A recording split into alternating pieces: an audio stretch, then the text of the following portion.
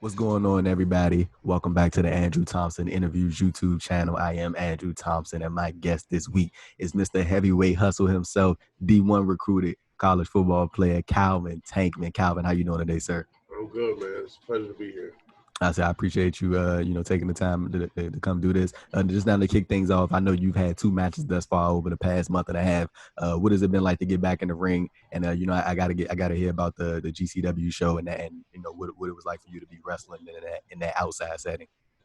Uh, Outside setting is cool. I don't mind it, because they don't have a vinyl ring. If you got one of them those vinyl mats, those get hot in the sun. Other than that, outside is cool with me.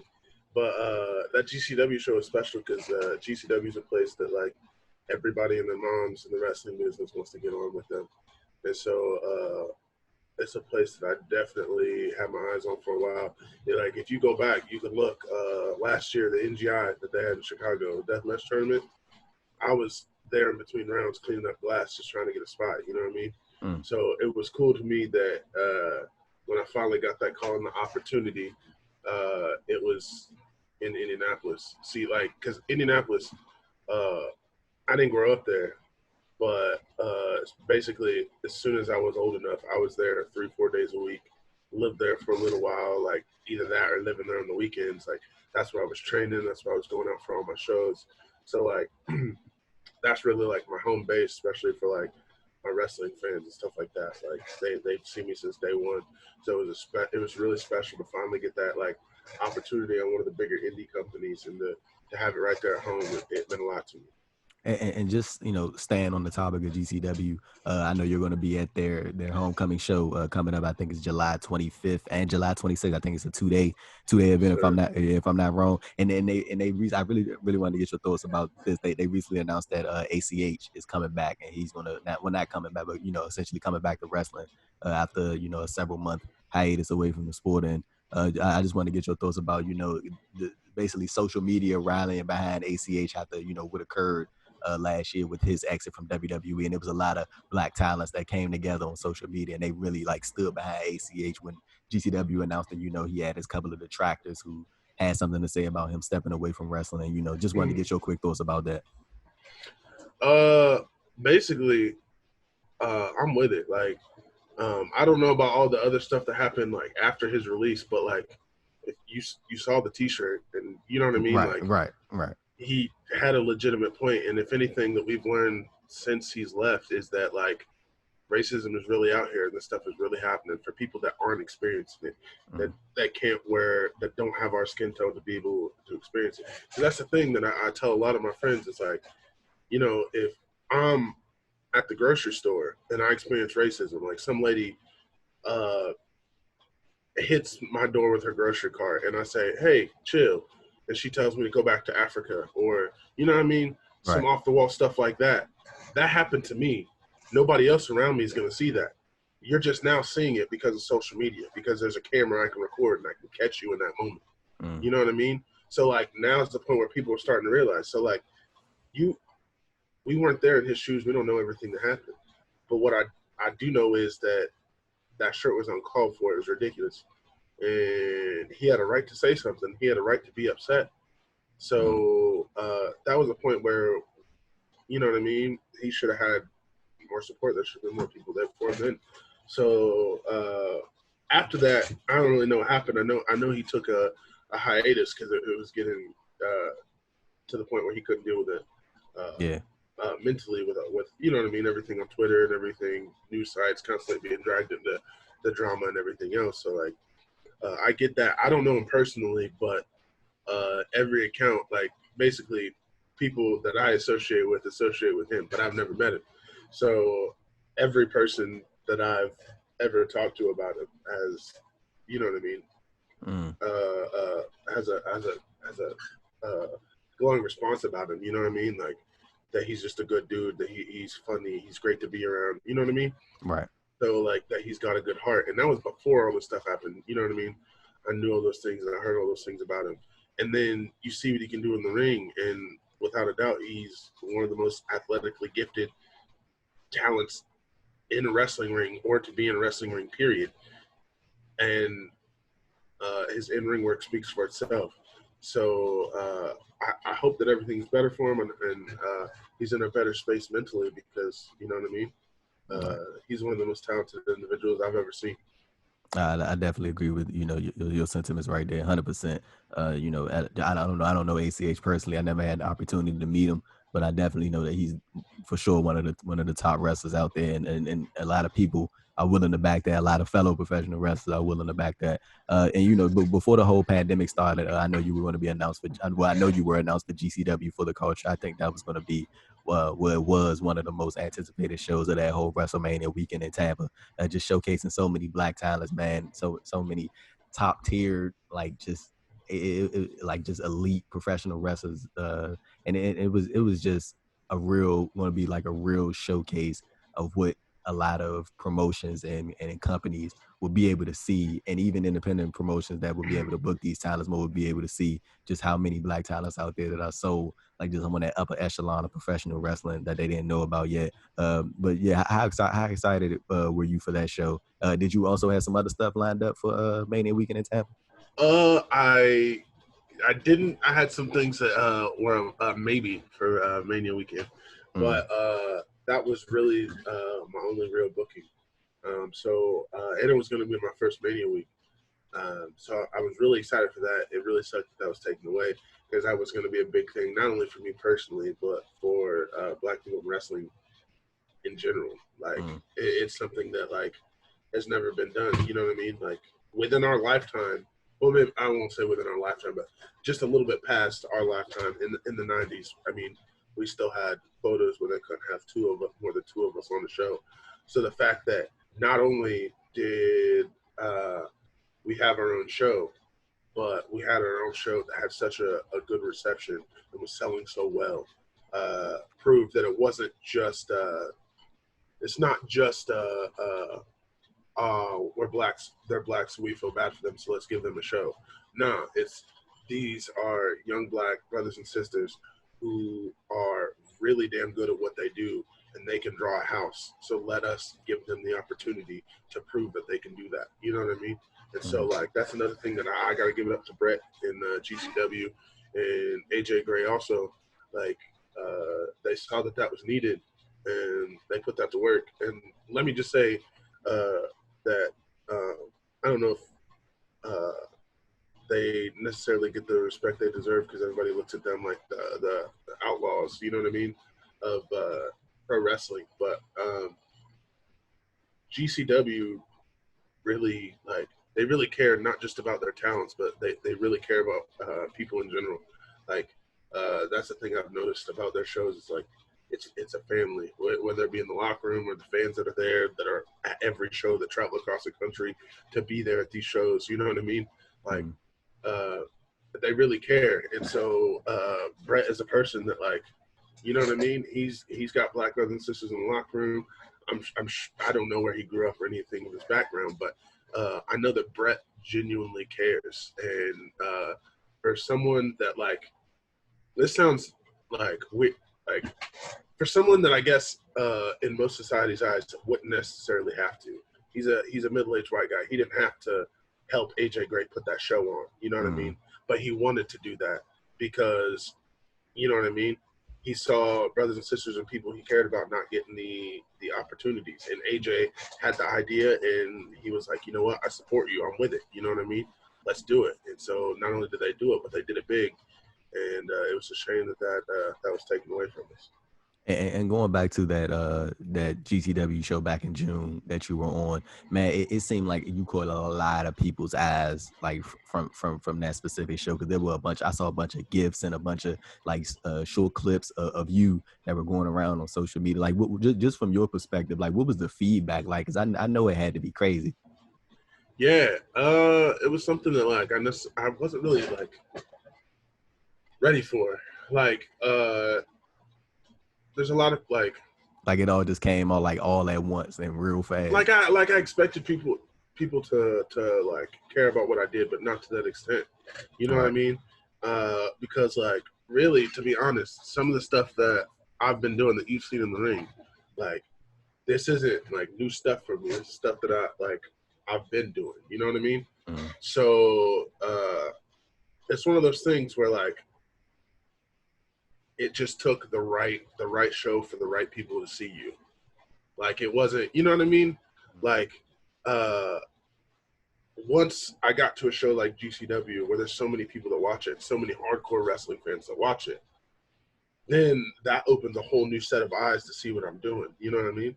So it gave me an opportunity to show off what I can do, and to so many people like yourself. Like I'd been doing that. I'd been doing some of that stuff for a little while, but like there was no way you knew about it. So they gave me an opportunity to showcase what I could do, not only to the United States, not only to the Midwest, but to the world. And so getting that reception back, like I'd never had people from Italy tagging me in wrestling posts or any of that stuff. So like for that stuff to happen, and with everything with the announcement of me signing with MLW and the action that got, like it's something that I definitely didn't expect, or I especially didn't expect to happen that fast. Like it was just I don't know, so quick, and but it's exciting. You know what I mean? It makes me want to like keep going and keep striving to be better. Like I was always that anyway, but it's one of those things where like once you start to see like you always have that feeling that you have a chance to achieve your dreams, but once you finally like feel like, okay, I'm getting momentum, like I can do this. Like this last year has been all about like building my self-confidence, you know what I mean? Like even from going to the WWE PC and having to try out in December, like you know what I mean, to like everything that's happened since then. It's just been a wild journey, but like everything that's happened has just motivated me, kept me focused to like get to the next goal and get to the next step. Like I've done this, let's see where I can go from here. You know what I mean? And you mentioned, you know, having the WWE trial that the December of 2019. I'm correct. Yeah.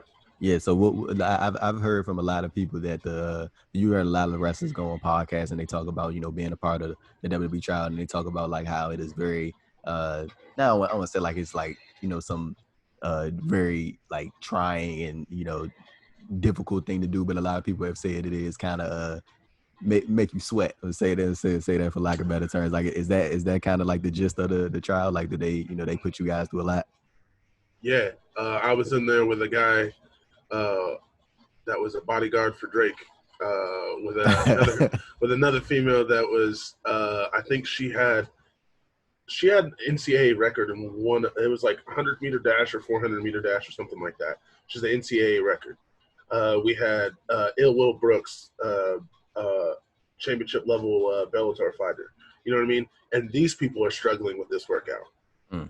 So you know what I mean? Like to say that it's like that's an understatement. When you have the elite of the elite and they are struggling, then you've done something that's challenging.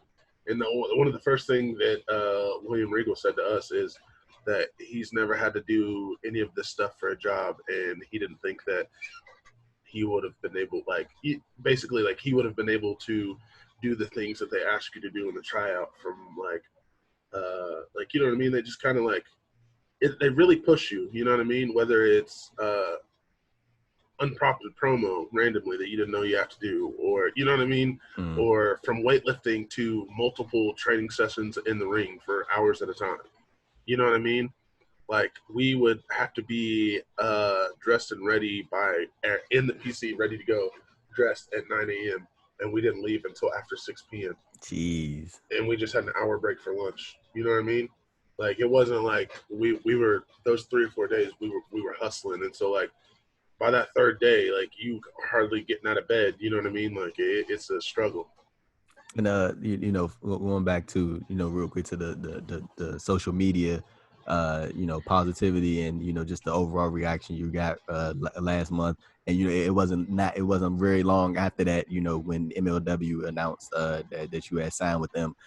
Describe to me the process of how that you know that deal came to be, and like what was also the reaction to, you know, the overall reaction that you feel like you got from, you know, MLW announcing that you guys come to terms on the deal. MLW kind of happened out of nowhere. So I had the WWE stuff, and then like I guess I'd had my name brought up with some other places, but like it was one of those things where I didn't have the indie name value yet. You know what I mean? Like I didn't have the audience to be able to like someone say, all right, let me pick you up, put you on TV, and we know you're gonna already have a buzz following. You know what I mean? At least that's what I assume. But like it never materialized in anything serious there. And then I got contacted from MLW, and they said they'd come across some of my videos, and they were really interested. And so from then on, we ended up signing a contract back in May. And it was just one of those things where I had to like kind of like keep it hush hush. And so like until they were ready to announce it, and that's difficult to do when like we were talking earlier. I'm a wrestling fan since I was 3 years old, so to be able to say that I was going to be able to like live the dream and actually get to wrestle on TV, I kind of had to like be quiet and not tell anyone for 2.5 months. Right, and like, isn't that crazy how they mentioned to you that they came across some of your clips? I think that's very crazy, like just how like pivotal social media is now today, specifically in professional wrestling. Like you can easily just get discovered, just by the right people retweeting or the right people sharing or liking something that you did or something that you posted, and that could lead to just like a whole batch of other opportunities. Oh yeah. And I understand that I mentioned at the top of the the interview that you're a D1 recruited college football player. Where did you play? I didn't end up playing college ball because I ended up messing around in high school and didn't have good enough grades. I went to junior college to get my grades up, and then 2 months in, found out I was going to be a dad. And so I had to drop out of college and get a job. So that I played a little semi-pro after, but I was I had went on some recruiting trips to like IU, Indiana University, Indiana State. I had some letters from Mizzou, a lot of D3, D2 schools that sent me some stuff. But the main schools I was interested in, Mizzou just wanted me to like redshirt, come in and earn a scholarship later. But IU and Indiana State were probably my two that I was the most interested in at the time. And we definitely gonna get into all that because but I did want to talk to you a bit. I did want to have a conversation with you about football, like just specific topics about it. Like was while you were on your way to eventually or ultimately ended up playing college ball, but what was pro wrestling always like something that was on your mind, or was like did that kind of fall into your lap post football? It was one of those things that was always on the back of my mind. I remember being a kid and saying I wanted to be a wrestler, and my family doctor ran the youth football league, and he would just kept talking to me since I was little because I was always a large kid. He was like, "You should play football. You should play football." And I'm like, I want to be a wrestler. And so like him and my parents kind of told me like, because back in the day we didn't know about training schools or none of that stuff. So they were just like, we don't know how you become a wrestler, so that's not really like not something that is easily obtainable. Like they thought it was a pipe dream, basically. You know what I mean? Like football's more realistic. You know what I mean? And so ended up playing football from the time I was 7 years old until I think I played semi-pro last year when I was like 19, 20. And then, but I've always grown up. I wrestled a little bit. Big basketball fan. Always played basketball up until right up until high school. I played like my freshman year, and then I didn't play anymore. I always played in like little like YMCA leagues. You know what I mean? Older, like with older dudes and stuff. But I never like ended up playing high school ball. But like, yeah, I've always been like a sports oriented guy. But wrestling was always a thing that I really liked. And then like I kind of stopped watching wrestling once. Not really stopped, but I stopped watching WWE as much. Right. Probably like 07, 08.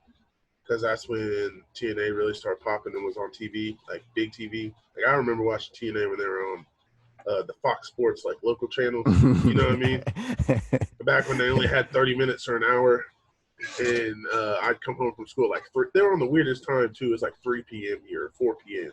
So like I'd have to rush home from school to watch an hour of TNA, and but then at that point they started like getting a little bigger, and I think they were on Spike and stuff. So I started watching that, and then kind of fizzled out a little bit. And then what really got me back into wrestling was I think it was like my junior year. Ring of Honor was on HDNet. I didn't even know that we had the channel called HDNet until I was flipping through and I saw Ring of Honor Wrestling.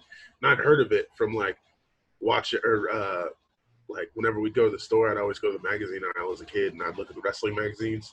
And so they'd have stuff about Ring of Honor and Bryan Danielson and all these guys, but I didn't know who they were, like other than like pictures and like PWI or something like that.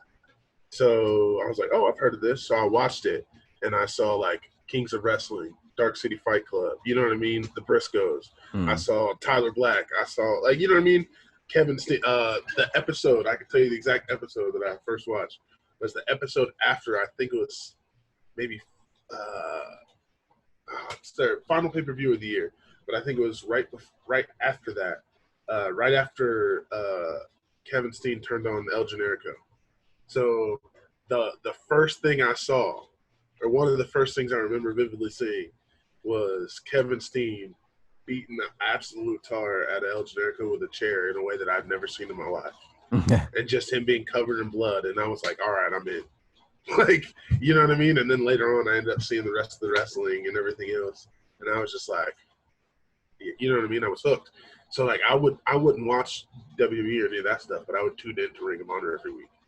And just started watching from there. And then, like, the guys that I saw on there, I started looking up on YouTube and everything else. And so I kind of started paying attention to indie wrestling then.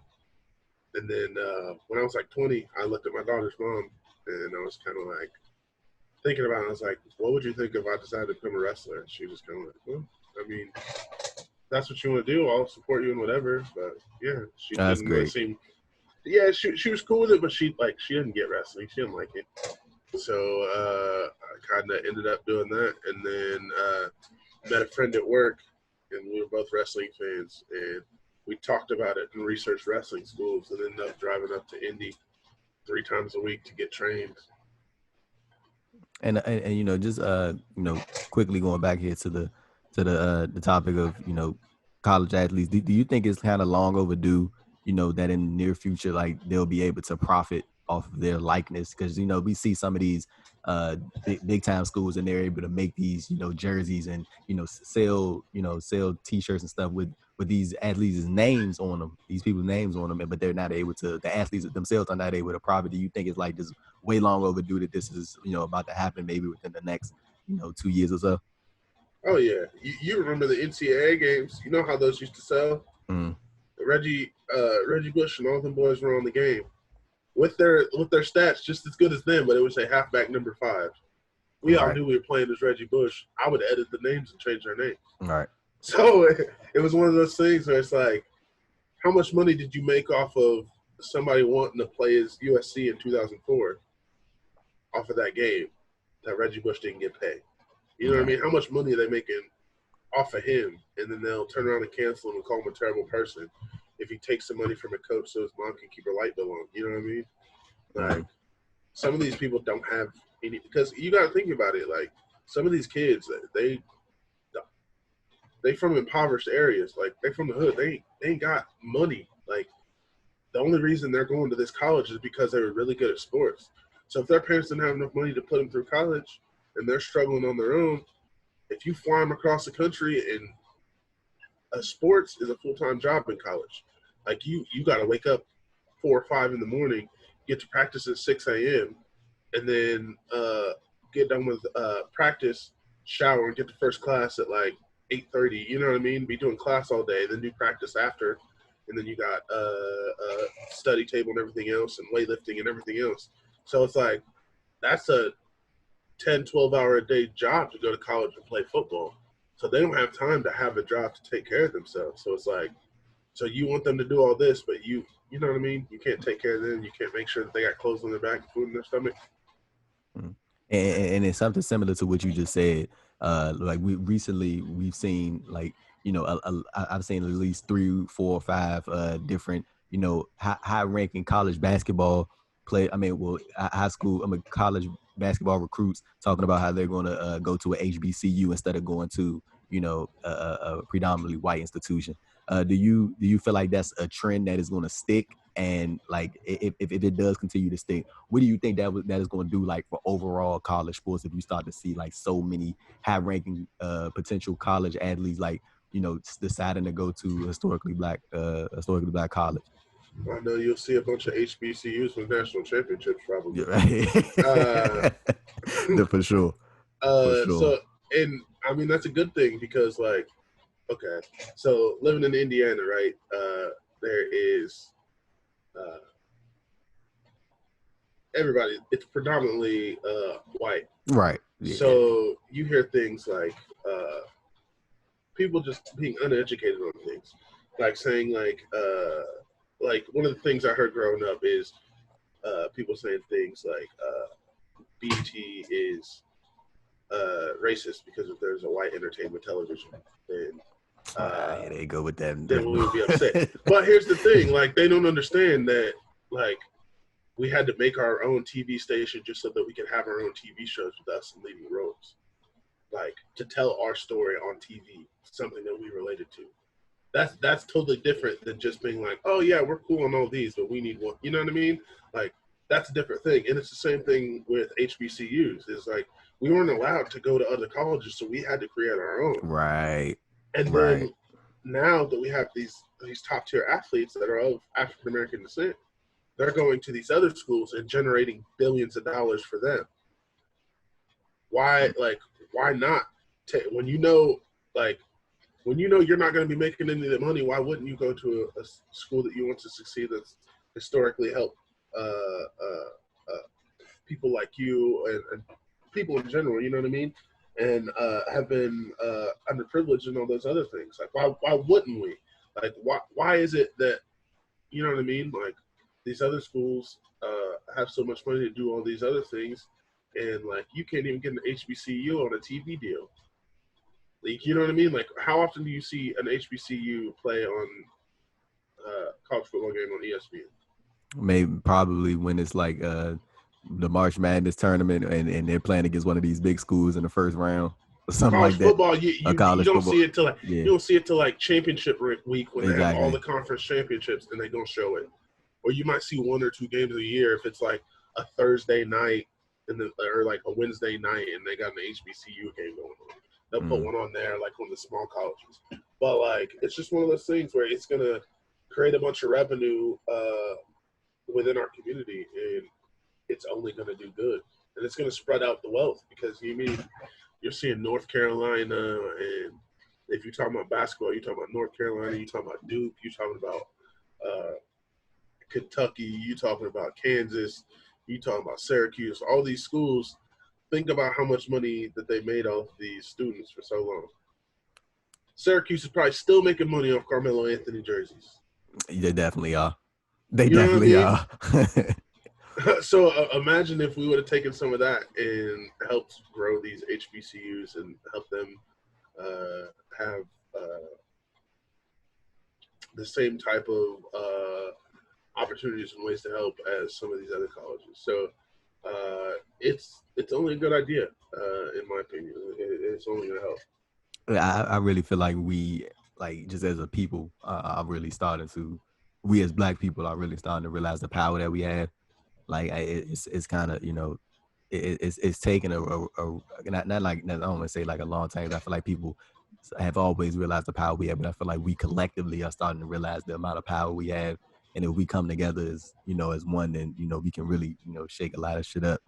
But, as far as this specific topic, I really think this is going to be like the beginning of a big change for and not necessarily, I don't want to, because it's a lot of like things that need to be changed in the world as far as racism and, police brutality and things of that really need to get sorted out, that I think it's going to take a real long time. But as far as, on the specific front of pro sports and, college sports, I definitely think like more Black athletes, high-ranking Black athletes, and, them deciding to head to these, these HBCUs, I really think that's going to encourage other athletes to feel like, hey, maybe we should, go support our own. And I think that's really going to make a shift. And just transitioning over from that, from you as a Black man in professional wrestling, what have some of your experiences been like thus far? Like I'm sure that you've had certain run-ins or experiences that may not have been as pleasant and just racially pleasant, I should say.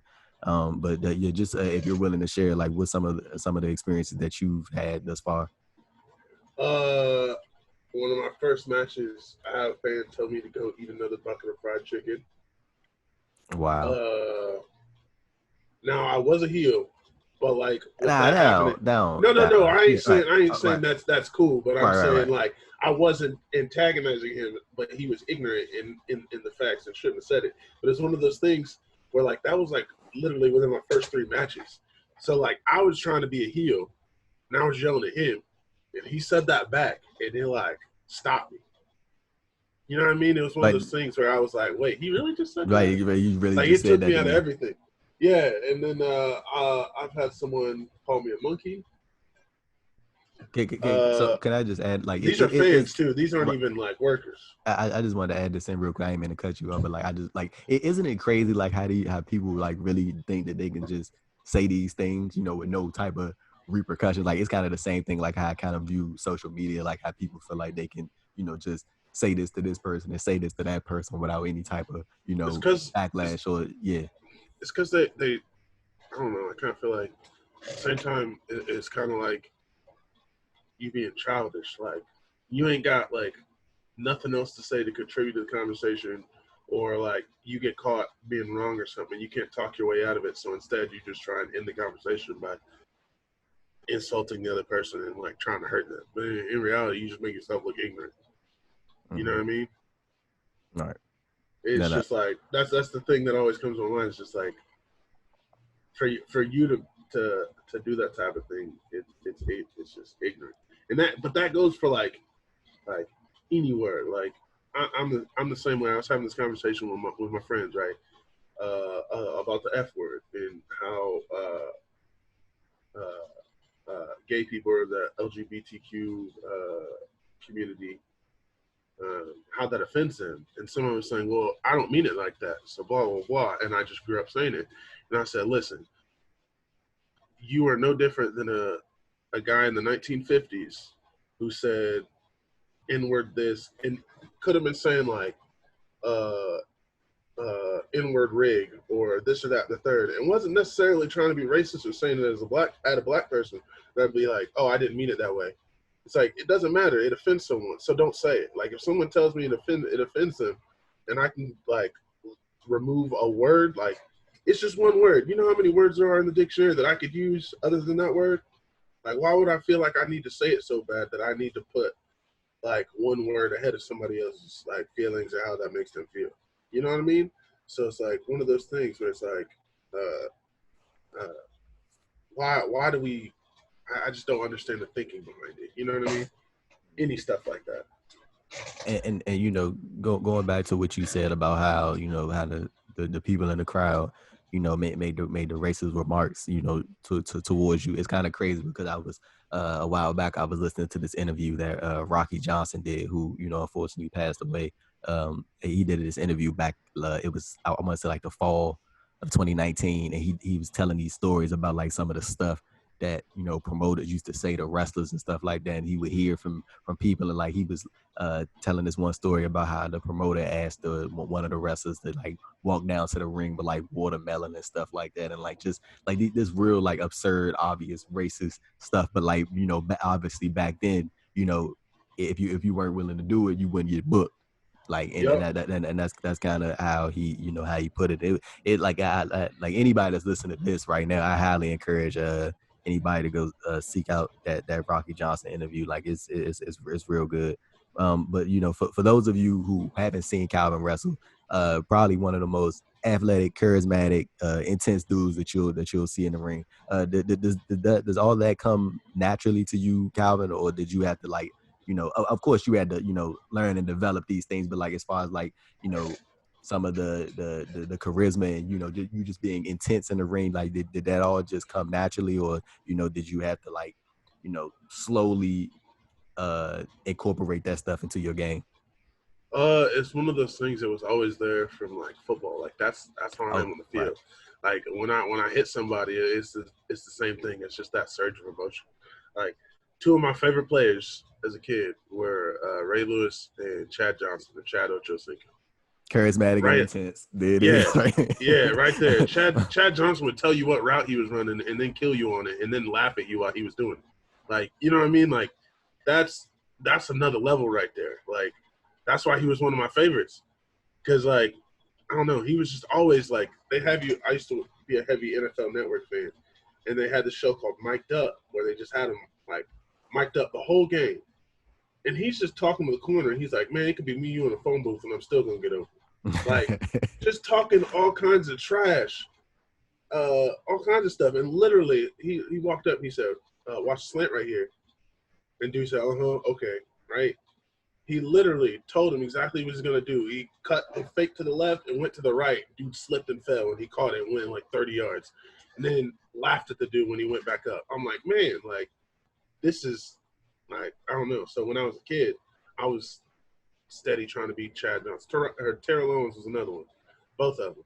They just always get your popcorn ready, that whole thing. Like, I think it was because I was a pro wrestling fan, and they were just cutting promos every time they saw a camera. You know what I mean? Right. Like, the fact that this man, like, I remember T.O. because he used to say, "Get your popcorn ready" all the time. And we had them bring him the popcorn, throw it on himself, or throw it on his helmet, eating the popcorn, or Chad Johnson scoring a touchdown and having them grab a fake Hall of Fame jacket, put it on him. I'm like, bro, these men, like, they got that swagger about them. Like, you know what I mean? And they back it up. And then Ray Lewis is just that dude that, like, he struck fear into everybody's heart. Like I can't imagine me being me as a kid. Like I couldn't imagine like being a running back and you in the backfield and you standing eye to eye, staring eye to eye. You're like there's people in between you. You know what I mean? But you standing lined up directly against Ray Lewis, and you know no matter which way you go, if you go to the left or right, he's following you. He's gonna hit you at some point or another during this play. He's gonna hit you. Like that's that's a scary thing to think about. And you've actually got like a quite a few shows lined up, man. Like you say like you becoming very very very busy. Just within the coming months and weeks and stuff. Are you starting to get the feel that things are slowly starting to get back to to how they were in wrestling previously to the pandemic, and also how does that match up with the with your feelings with the obvious it being that there's no cure for coronavirus right now? It's scary, but it's one of those things that all you can do is take all the precautions you can and go about it. Right. You know what I mean? Because like I know people that have worn their masks and done everything and still got it. So it's one of those things where I'm gonna do whatever I can to take care of myself, wearing masks everywhere. They're doing temperature checks as soon as every show that I've been to, as soon as I get there, they're checking temperatures. Right. You know what I mean? Making sure that we're good. So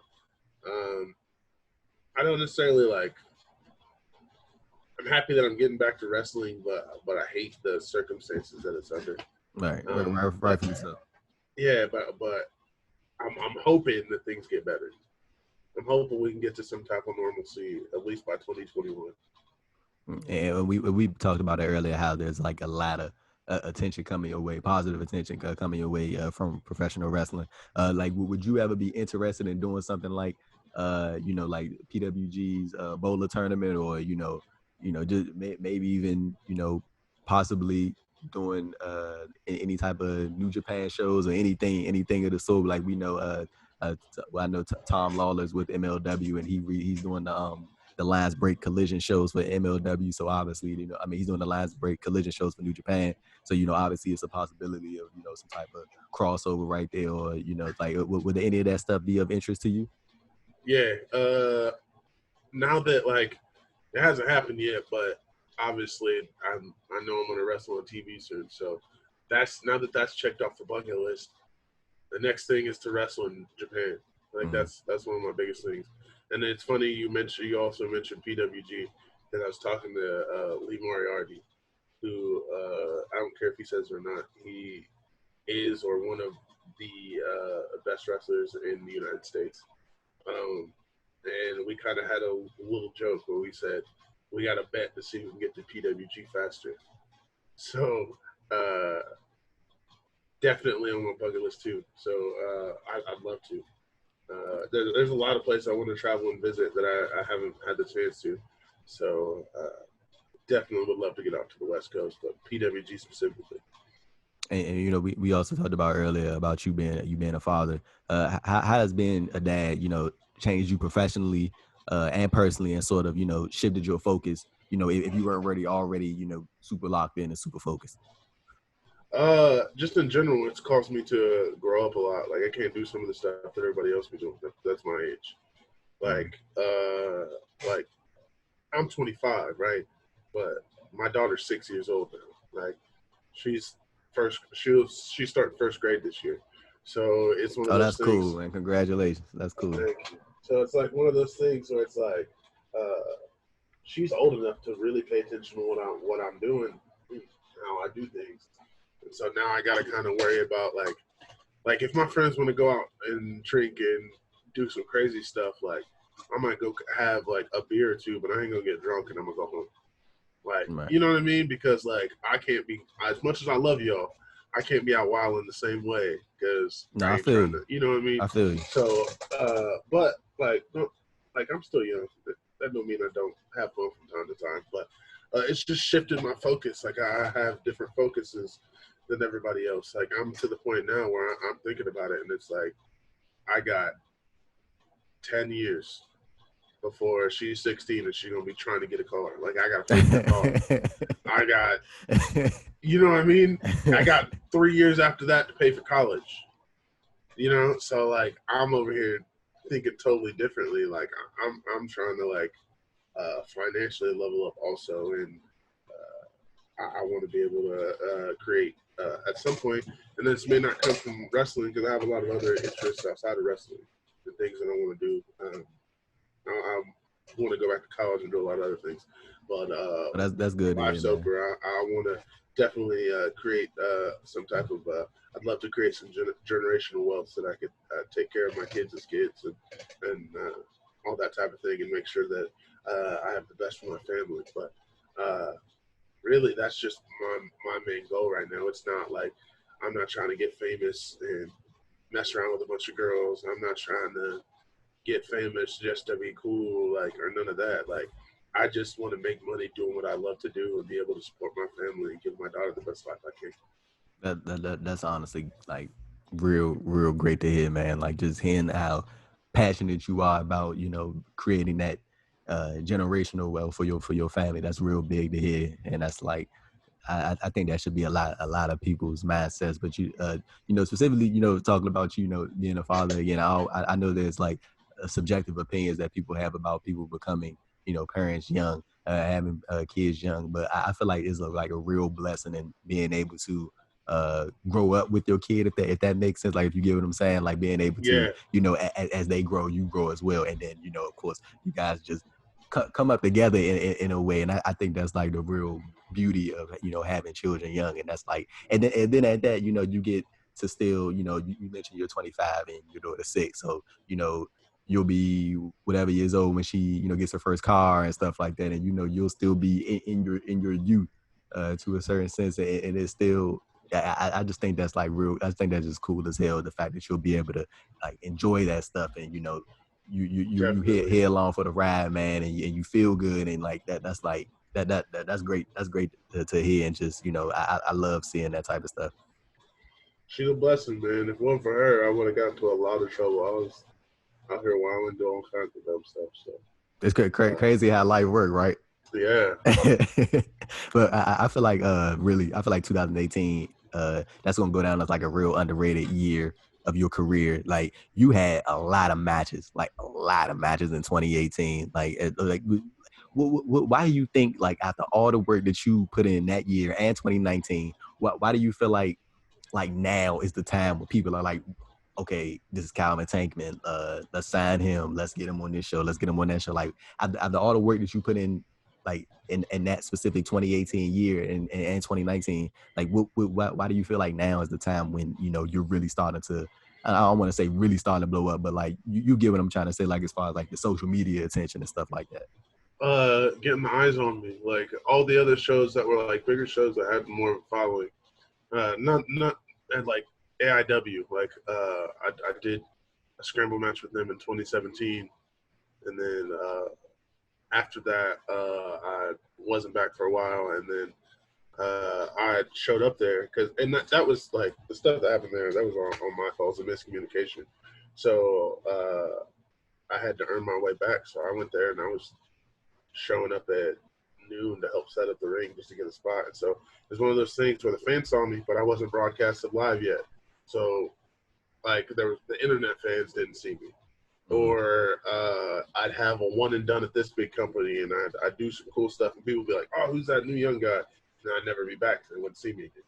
So it was like one of those things where like I didn't have the consistency, and it, like one of the things that helped me was Bizarro Lucha, which is a show in Indianapolis, and that started to get a following on IWTV within the end of 2018. I think the first show I wrestled MJF.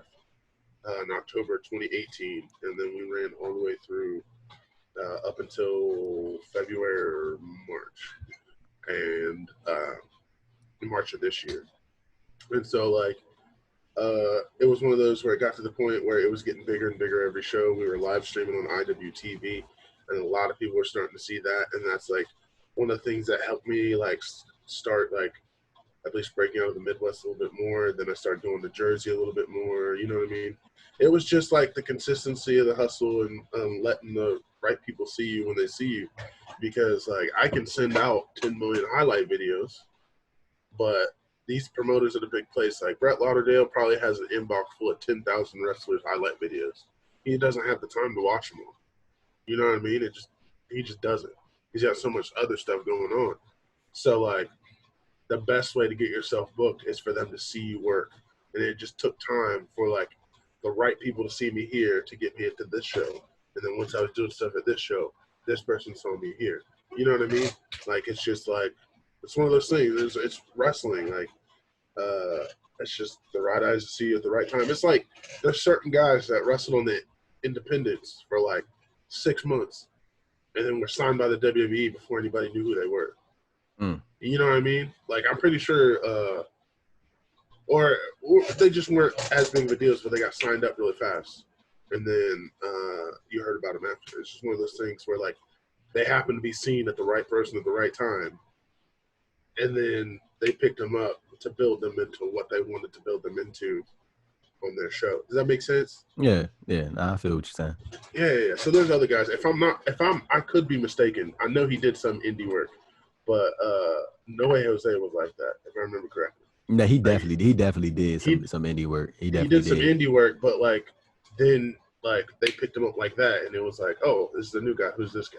Like it was just like the right person saw him. Like if I remember correctly, now I could be wrong, but I never saw him on like top. Like I didn't see him on PWG. I didn't see, you know what I mean? Like you saw a Keith Lee who was wrestling everywhere before he got picked up. Mm-hmm. You know what I mean? Like No Way Jose had his small following wherever he was at or what he was doing. And then they were like, oh, he's the size, he got the charisma, let's pick him up now and then make him into something for here. You know what I mean? So it's just like, you know what I mean? So who knows? There could be some of the best wrestlers in the world out there right now that nobody's seen before. Now that's a little bit more difficult because the internet age, so everything gets out. But you know what I mean? Mm-hmm. Like, it's just one of those things that, like, you can want it really bad and you can do all the right steps, but until the right person sees you at the right moment to be like, for it to click in their head, like, okay, this guy's going to be something, then, you know what I mean? So it was just a matter of time.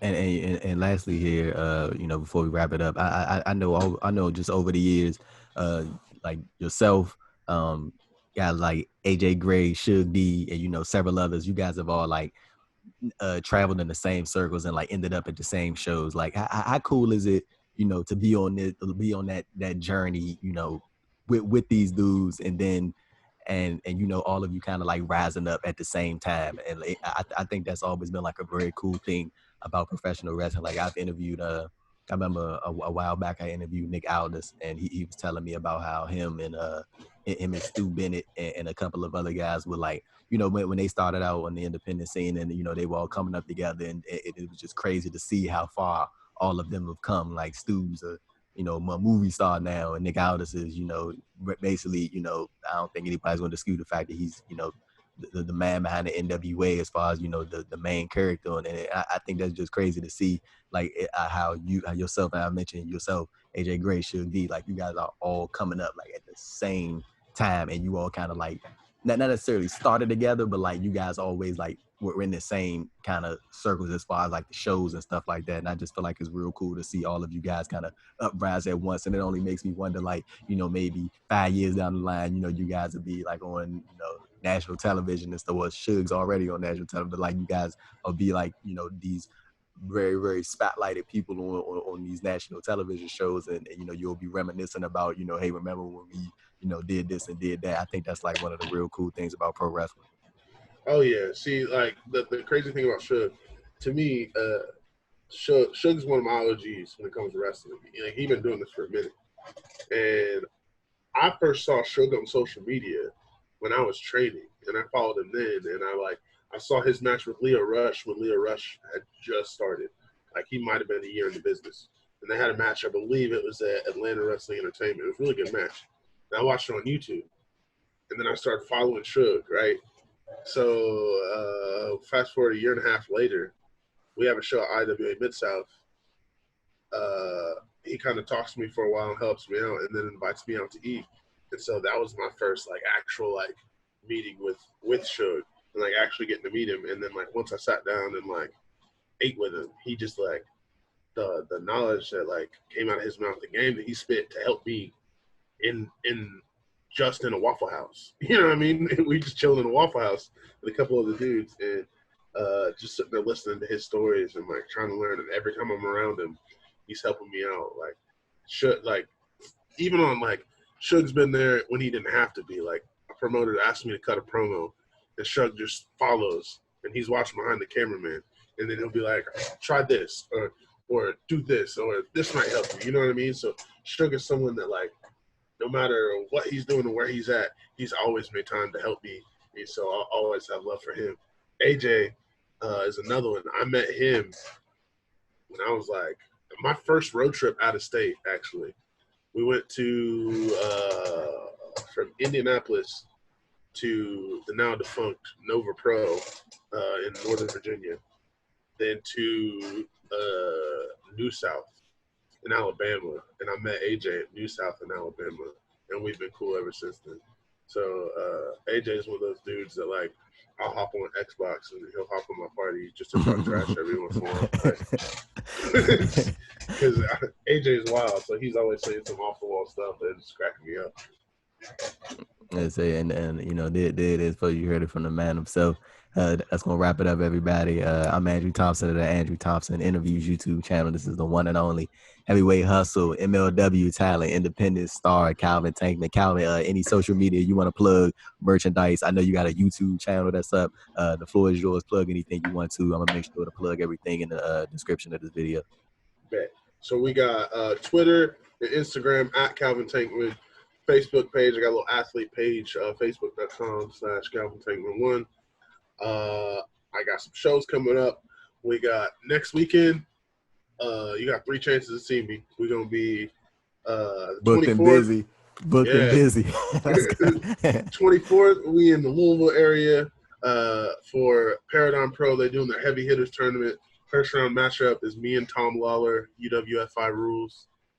And then leaving straight from there, and the Jersey for 2 days for GCW Homecoming. I'm not sure about what I'm doing day 1. Day 2 is me and Chris Dickinson one-on-one for the first time.